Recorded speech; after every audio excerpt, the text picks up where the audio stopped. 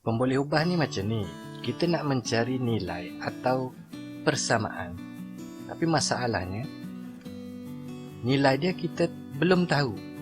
Jadi kita wakilkan dengan huruf.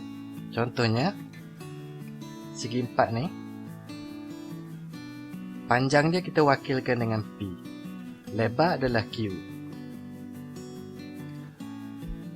Jadi kita tahu luas sama dengan P darab Q. Perimeter sama dengan 2P tambah 2Q. Itulah pemboleh ubah. Kita wakilkan nilai dengan huruf. Kebiasaannya, jarak kita wakilkan dengan D. Panjang, length.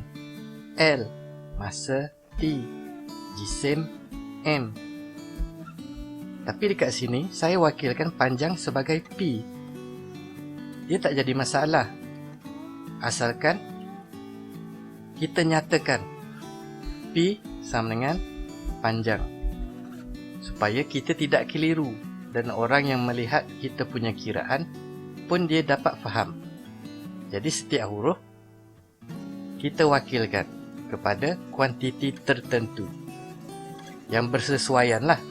Contoh kalau masa ni boleh juga kita tulis S, panjang P, Q, dan jarak J, jisim K pun boleh. Tidak menjadi masalah. Okey, sebutan. Senang je sebutan ni macam ni. Saya tulis dulu. 5 tambah 3M tambah 2PQ kuasa 2. Setiap satu ini adalah sebutan.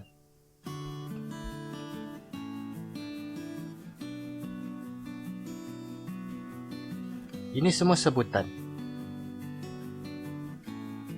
5, 3M, 2PQ kuasa 2 itu sebutan. Dan apabila sebutan ini digabungkan, maksudnya semua ni adalah ungkapan. Dan setiap sebutan dipisahkan dengan simbol tambah atau tolak. Biasanya ada situasi yang kita boleh jadikan sebagai ungkapan.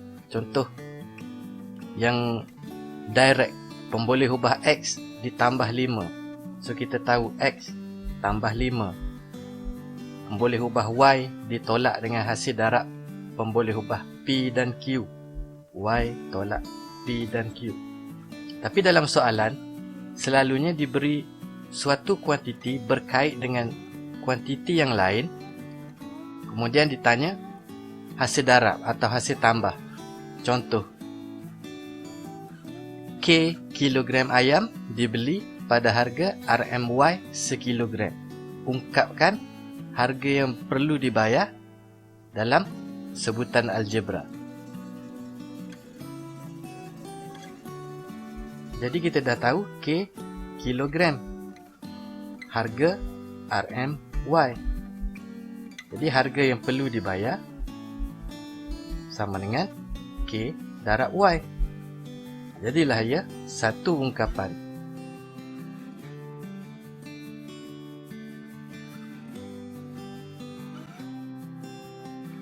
Kemudian dalam ungkapan dia ada pekali dia. Setiap ungkapan kita boleh pecah-pecahkan dia. Kita boleh tulis dalam bentuk hasil darab. Okey, setiap sebutan ini adalah pekali. Ini adalah pekali.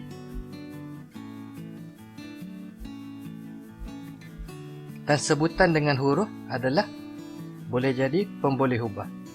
Maksudnya, kita boleh tulis pemboleh ubah P, dia punya pekali adalah 2Q R kuasa 2. Pemboleh ubah Q, dia punya pekali 2P R kuasa 2. Pemboleh ubah R kuasa 2, pekali dia 2PQ. Jadi setiap sebutan dalam suatu ungkapan, kita boleh pecahkan kepada faktor-faktornya.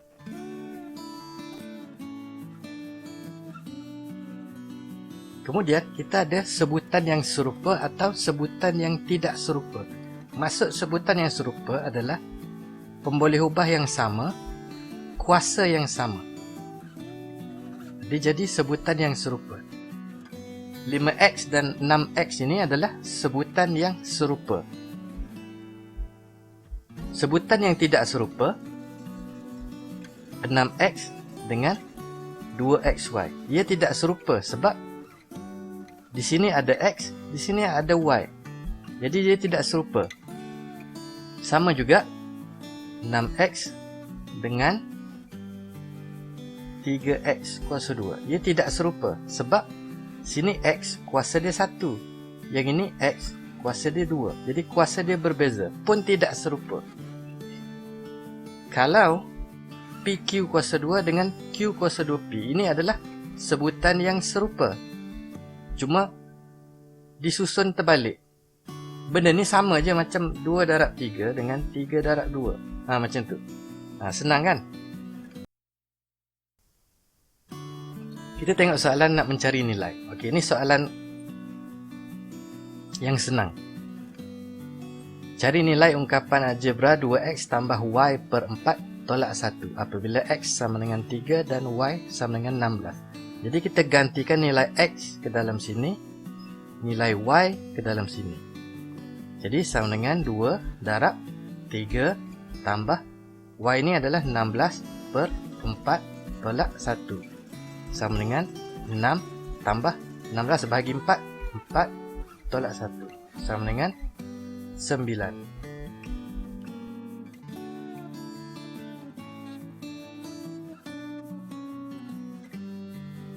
Okey, soalan yang kedua ini. Mula-mula dia ada RM50. Kemudian dia beli seluar, dia beli baju. Lepas dia keluar dari kedai baju dengan seluar tu, dia beli makanan. Okay, soalan dia nak ungkapkan baki wang sara selepas membeli makanan. Okey, kita tengok jalan cerita dia satu-satu. Mula-mula dia ada RM50. Kemudian dia beli baju dengan seluar. Jadi, berapa jumlah harga pakaian? Sama dengan 2 seluar darab harganya S tambah 5 baju darab harganya B. So kita dapat 2S tambah 5B. Ini jumlah harga pakaian. Jadi dia bayar dengan duit RM50. Jadi sekarang duit dia ada RM50 tolak 2S tolak 5B. Selepas itu, dia membeli makanan. Dia menggunakan 2/5 daripada baki untuk membeli makanan. Maksudnya harga makanan sama dengan 2/5 darab 50 tolak 2S tolak 5B. Sebab dia menggunakan harga baki, yang ini adalah baki. Dia menggunakan sebanyak 2/5. Jadi bila kita darab, kita nak buka kurungan ni, kita darab.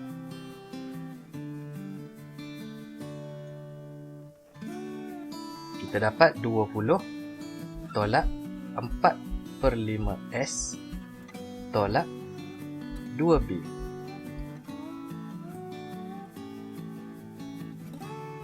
Jadi baki yang terakhir selepas dia beli makanan sama dengan RM50 duit asal tolak harga pakaian 2S tambah 5B tolak harga makanan, iaitu 20 tolak 4/5S tolak 2B.